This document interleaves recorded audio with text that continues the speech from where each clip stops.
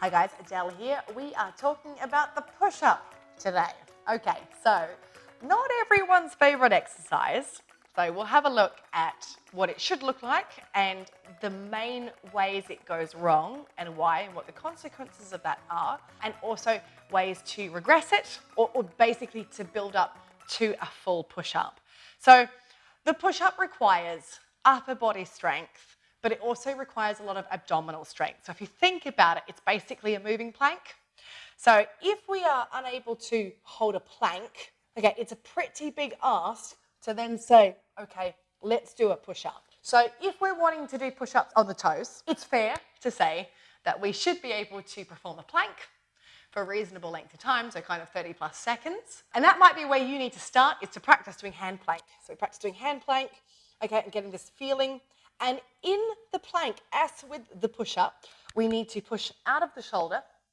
Okay, so we're not coming from this slouched position, we're pushing out. We have the belly button lifting up into the spine, so we're not sagging down, we're lifting up. We have the butt cheeks squeezed together really strongly, so we've got very, very strong butt cheeks. The thighs are lifting and we're pushing into the heel. So that's the hand plank, which would become the push-up. Okay, now the push-up needs to have you push. Okay, so the downward phase is not the point.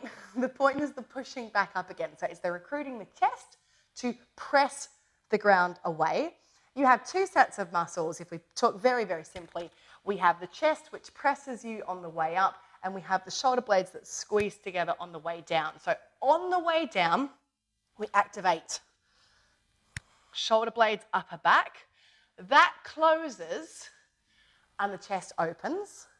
Okay, and then on the way up, this closes. Okay, and the back widens out. So there's always, in all movements, you've got a muscle that's lengthening, a muscle that's shortening, or a set. Okay, so this is working the back and the chest. But the chest and the arms, which are our goal in push-ups, to work the chest muscles, to work our push ability, and to work our upper body and have beautiful shoulders or whatever it is that we're after, we do need range. Okay, so the most common problem with the push-up is range. So our push-up should come right down, okay, at least, okay, chest towards the elbow height, so that's okay, but we do not want this. Okay, guys, this is not a push-up, okay, and it's what a lot of push-ups end up looking like. So the correct push-up, we spread the fingers into the ground, we fall forwards, and we push back up. That is all a push-up is, falling forwards horizontally and pressing back up. Let's talk about main problems with push-ups, and I'm going to start by talking about what's happening on the toes before I start recommending coming down onto the knees. So this is my favorite. Hardman talks about this one. It's this one here. Okay, so this, and it might be on the knees as well. Okay, it's the head push-up. It's the head into the hands push-up. So if my job is to fall forward and engage my chest muscles and push back up, if we look at the bottom end difference between this position and this position, okay, you've just, by me showing you what's happened to my hips, you'll see one of the problems, just that the abs are not working anymore. I'm also behind the movement. I'm not pressing out in front. I've actually pulled everything back instead of coming forward. So if your head is between your hands, bow, bow, we need to fix that. If we take it from the ground up, the hands are basically, and if you'll just let me be crude for a moment, they're at your nipples, right? My thumbs are right in here, okay? The center of the chest. That is the position that we are coming down into. So my head is in front of my hands. I cannot see my hands unless I turn my head. So here's problem check number one, is when you get to the bottom, can you see your hands? We fall forwards. So rather than this, we come forwards. Okay, the next thing that happens in the push-up, apart from falling back instead of forwards, is very, very minimal range.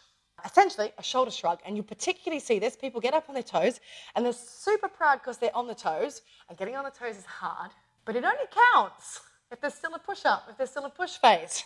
So this, if you look at my arms, and you look at my whole body, and you compare that to that, that to that, which one do you think is working my chest, back, and arms the best? Which one has the larger range of motion?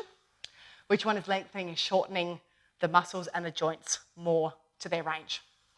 Okay, so this is not getting into my chest. I'm not getting down.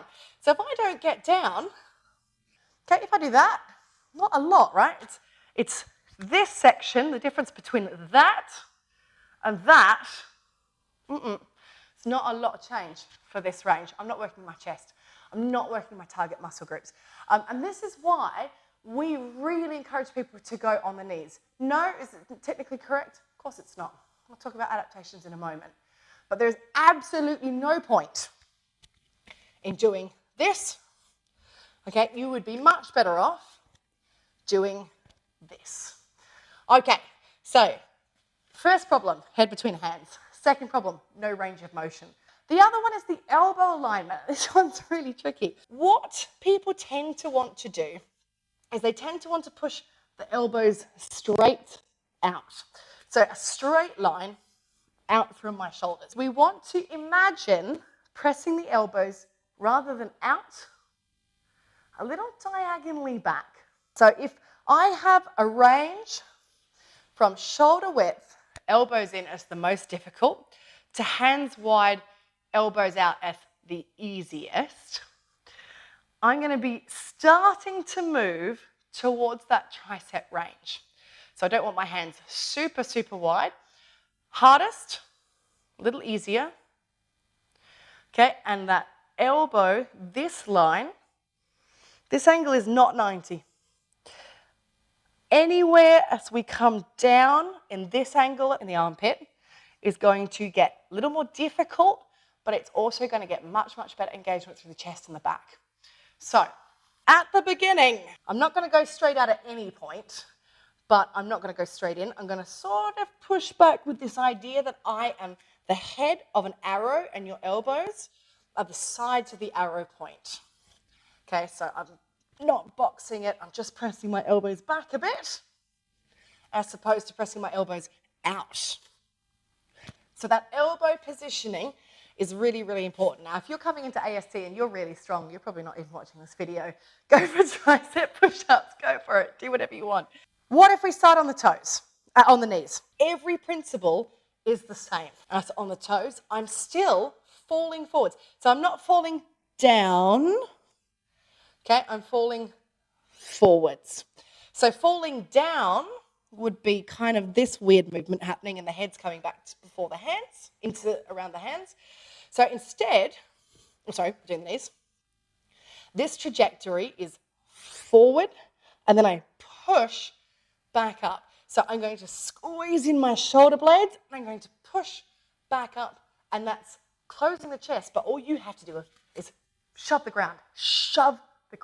So guys, spread the fingers, a little wider than shoulder width, driving the elbow diagonal.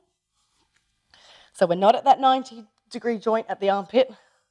We're pulling it in a little bit. We squeeze in between the shoulder blades and we shove. We push the ground away.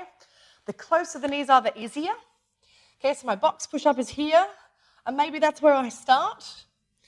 Anywhere where I start to get further away from my knees, I start to bring more through my chest. Okay, I still have to fall forward. Okay, the further and further my knees get from my hips, gradually, the harder this gets. Let's get the range and the action at the elbows before we worry too much about getting onto the toes. Now, one of the reasons why you'll get a lot of people saying that they dislike the push-up on the knee, in principle, is because it changes the angle at the hip and the abdominal support. And so what we can do is we can practice on furniture, anything that we can come down in. And so if I was to practice my push-up on a piece of furniture, I can end up in exactly the same body shape as I'd be on the ground. I'm going to bring my chest in to the piece of furniture. I can even train more of a tricep feeling. Okay, I can bring those elbows right in, and this is going to start to train this strength. And what you would gradually do is decrease the height of what it is that you're pushing down into. And so we can go from something quite high to something a bit lower, to something a bit lower, to get something a bit lower. And as long as we're always bringing the head and the chest forward, we're always squeezing in the shoulder blades and opening the chest, that push-up strength is going to build, okay? We can do 1 on the toes and 10 on the knees. We can do 2 on the toes and then take a break, all right? As long as we're doing it correctly. It doesn't matter how many there are. It doesn't matter how slow they are. Please try not to do this. I did 50 reps and they were all awful. Let's do 5 reps that are beautiful. So guys, I know the push-up is so scary. Don't be scared of it. Start it on the knees.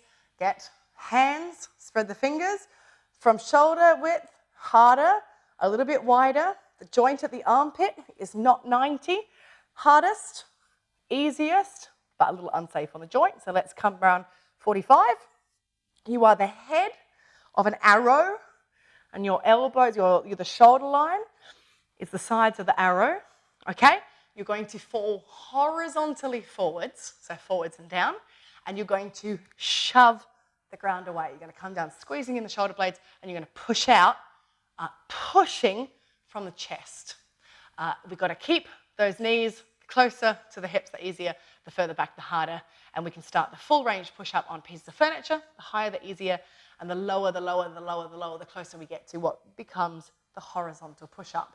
It takes time, but my God, does it feel good when you can do it? Have fun with it, guys. Attack it. Let me know how you go, and I hope to see you again soon.